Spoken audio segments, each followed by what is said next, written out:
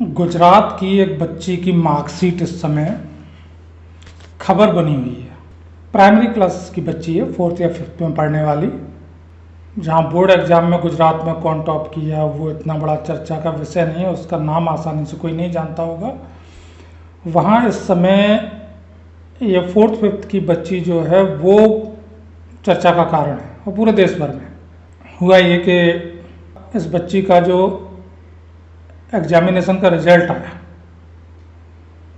और उस रिजल्ट में उसके जो टीचर्स हैं उन्होंने एक कमाल कर दिया। बच्ची को गणित में 200 में से 213 नंबर मिले हैं।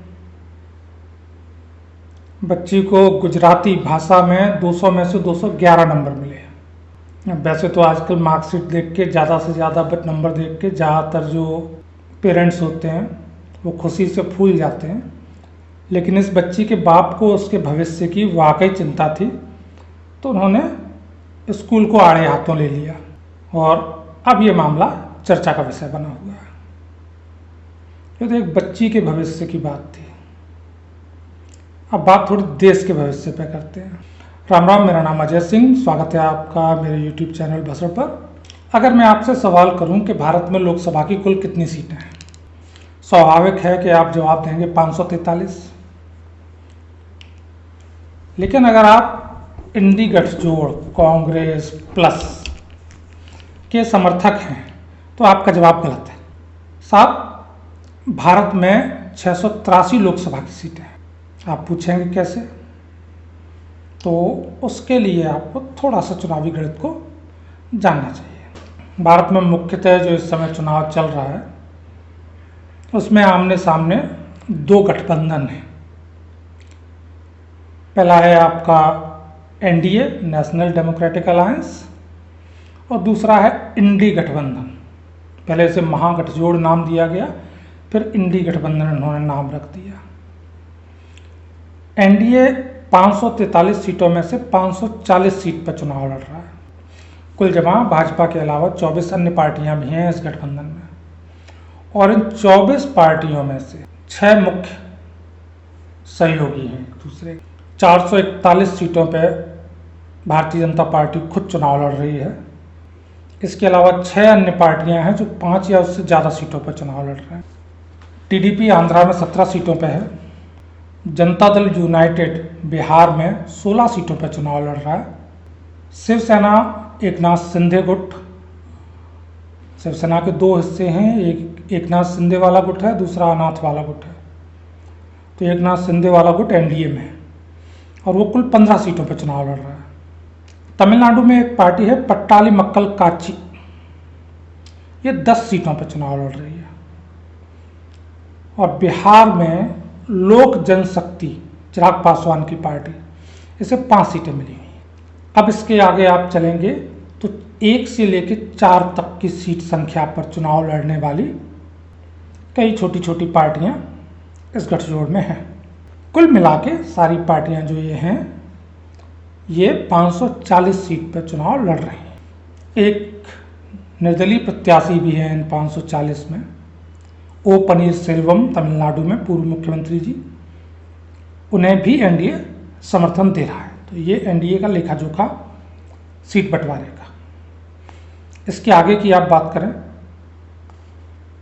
तो सीट बंटवारे से लेकर सरकार के गठन तक छोटी से छोटी चीज़ें पूर्व तय हैं। सरकार बनेगी, प्राइम मिनिस्टर कौन होगा सभी को पता है। सरकार बनेगी तो किस सहयोगी दल को कितनी सीटें जीतने पर कैबिनेट में या मंत्रालय में कितनी जगह मिलेगी, जो मोदी की टीम होगी उसमें, ये सब पहले से तय है। एक कॉमन मिनिमम प्रोग्राम पहले से बना हुआ है जिसके तहत इन्होंने अपने जो मोदी जी कहते हैं ना, मोदी की गारंटी है, तो जो मैनिफेस्टो है उसके तहत बनाया गया है। कोई सहयोगी पार्टियां ऐसा कुछ विशेष नहीं बोल रही हैं जो एक दूसरे के मूल जो सोच है, जो एक दूसरे की मूल विचारधारा है, उसके विरुद्ध जा रहा है। प्रधानमंत्री मोदी जी भाजपा के साथ साथ जितनी भी सहयोगी पार्टियां हैं उन सभी के लिए प्रचार में अपनी जान झोंके हुए हैं। सभी के प्रत्याशियों का प्रचार कर रहे हैं। तमिलनाडु में उन्होंने पक्काली मक्कल काची के प्रत्याशियों का प्रचार किया है, बिहार में जेडीयू के कैंडिडेट के लिए प्रचार किया है, शिवसेना के प्रत्याशियों के लिए प्रचार किया है, और आंध्रा में चंद्रबाबू नायडू जी की तेलुगु देशम पार्टी के लिए भी उन्होंने प्रचार किया है। ये हुई आपकी एनडीए की कहानी। अब हम चलते हैं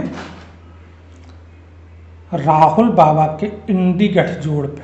इंडी गठजोड़ वाले गुजरात का जो स्कूल, प्राइमरी स्कूल प्राइवेट, जिसका मैंने किस्सा बताया था ना कि 200 में से 213 नंबर, उससे भी कई कदम आगे।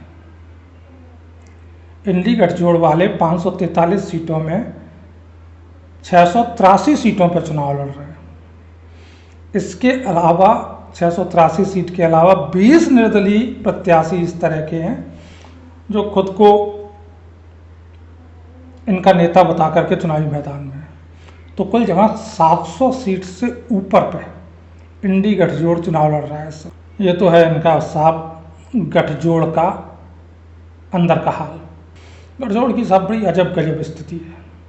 141 सीटें ऐसी हैं, थोड़ी बहुत नहीं, 141, कि जहाँ ये आपस में एक दूसरे से चुनाव लड़ रहे हैं। सहयोगी हैं, गठजोड़ है, सत्ता साथ मिलकर पानी है, मोदी को साथ मिलकर हटाना है, लेकिन चुनाव एक दूसरे के खिलाफ लड़ रहे हैं। एक एजेंडा, सिंगल पॉइंट इनका एक एजेंडा है, एक रणनीति है और एक कॉमन मिनिमम प्रोग्राम है।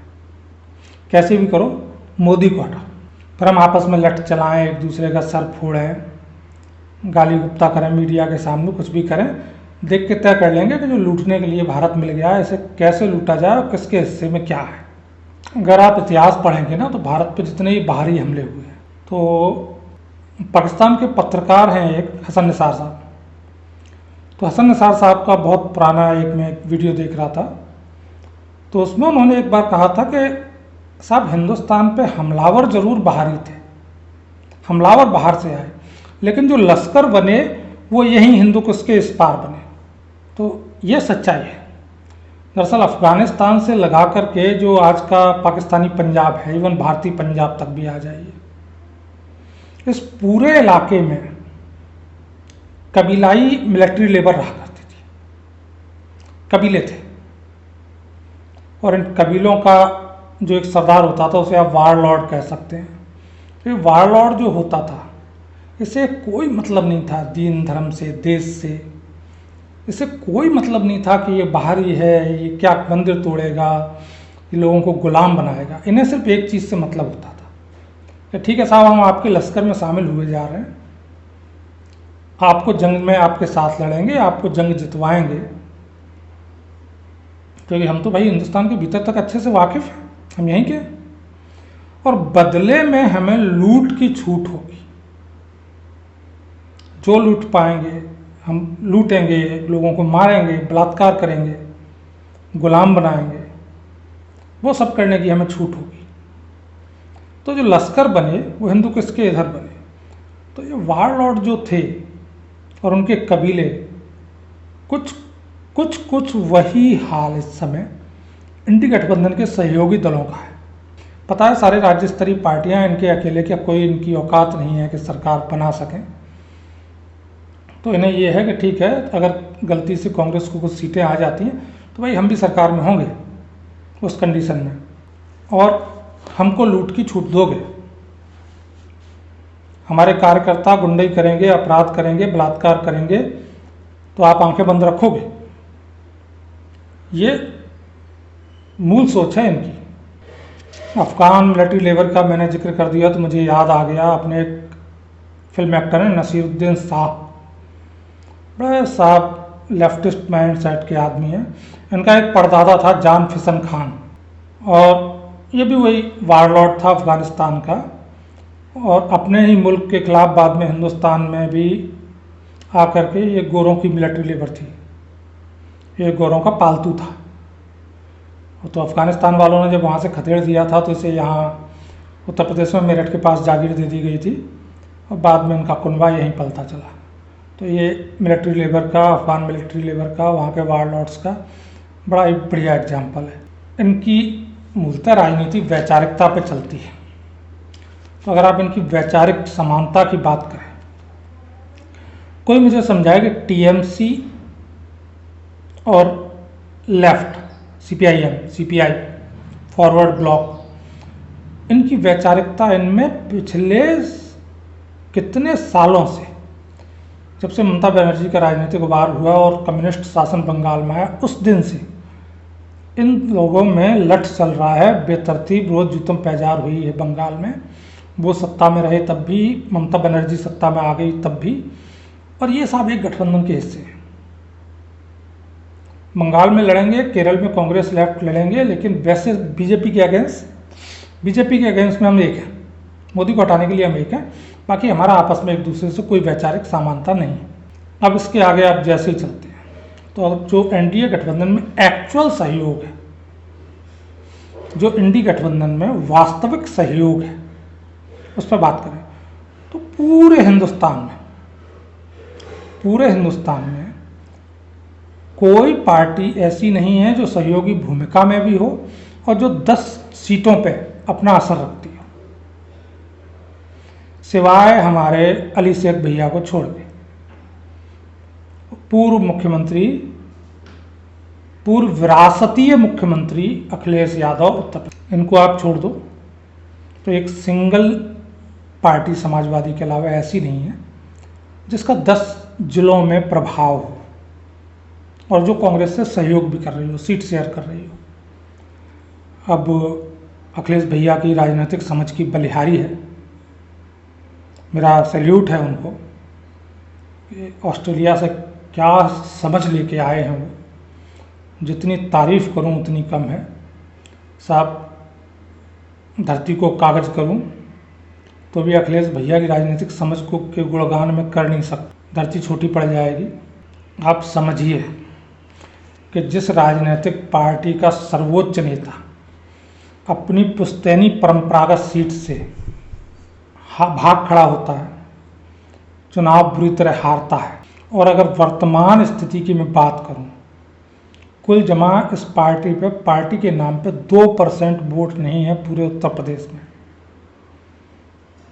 आगे आ जाइए, उत्तर प्रदेश की कुल सीटों में से एक सिंगल सीट नहीं है, इंक्लूडिंग रायबरेली अमेठी, कि जहां ये खुद से जीत पाने का मादा रखते हों। गिनती की ये 2-3 सीटें छोड़ दूं तो आपको पूरे उत्तर प्रदेश में बाकी बची सीटों में एक भी ऐसी नहीं है जहां इनकी जमानत बच सकती। मुकाबला तो बहुत दूर की बात है, इन्हें जमानत नहीं बच सकती। आधी सीटें वो हैं कि जहां नोटा से कम वोट इन्हें मिल रहे हैं या आधे से ज़्यादा। उस पार्टी के साथ अखिलेश भैया सीट शेयर करते हैं और उसे उतनी सीट दे देते हैं 17 जितनी वो पूरी हिंदी पट्टी में जीतने का मादा नहीं रखती। तो यही कहूँगा कि अखिलेश भैया की राजनीतिक समझ को सल्यूट साहब, सल्यूट उन्हें बुरा लगेगा, सलाम अच्छा लगता है वैसे तो सलाम मैं नहीं कर सकता। कह रहे हैं सब आपस में एक दूसरे के साथ जुतम पैजार करते हुए जो राजनीतिक दल हैं, उन्होंने ये तय किया कि चलो आपके साथ मिलके हम लड़ेंगे, और गलती से कहीं आप जीत गए तो आप साहब हमको वही लूट डकैती बलात्कार रोकोगे नहीं। हम इस देश के साथ कुछ भी करें आपको हमारा सहयोग करना पड़ेगा, आंखें बंद रखनी पड़ेंगी। और 10 साल से इनकी एक ही सिंगल पॉइंट रणनीति है।